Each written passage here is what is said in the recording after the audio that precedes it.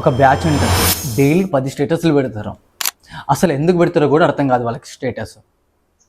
మనల్ని ఎవరైనా తిడితే మనం ఏం చేస్తాం, ఇమ్మీడియట్గా వాళ్ళని తిట్టడం కోసం ఒక కోయట్ని కానీ ఒక వీడియోని కానీ సెలెక్ట్ చేసుకొని మనకి రీకౌంటర్గా ఆ స్టేటస్ని పెడతాం.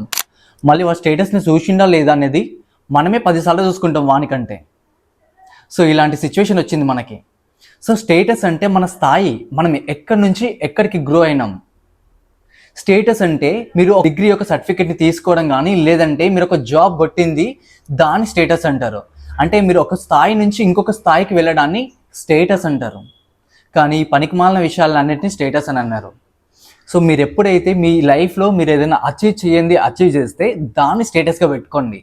అంతేగాని పనికిమాలిన పనులన్నీ అన్ని స్టేటస్లుగా పెట్టుకోకండి. కొంతమంది ఉంటారు, అసలు ఎందుకు స్టేటస్లు పెడతారో కూడా అర్థం కాదు. ఎవరి బర్త్డేనో తెలియదు, ఏం తెలియదు, ఆ మనిషి ఎవరో తెలియదు, స్టేటస్ పెడతారు, విష్ చేస్తారు.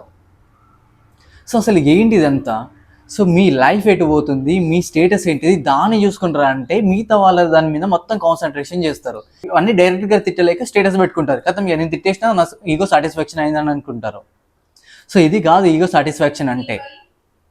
నువ్వు ఎవరినైనా ఏదైనా రీకౌంటర్ ఇవ్వాలనుకుంటే అది నీ యొక్క సక్సెస్తోని రీకౌంటర్ ఇవ్వాలి, అంతేగాని ఒక స్టేటస్తోని కాదు.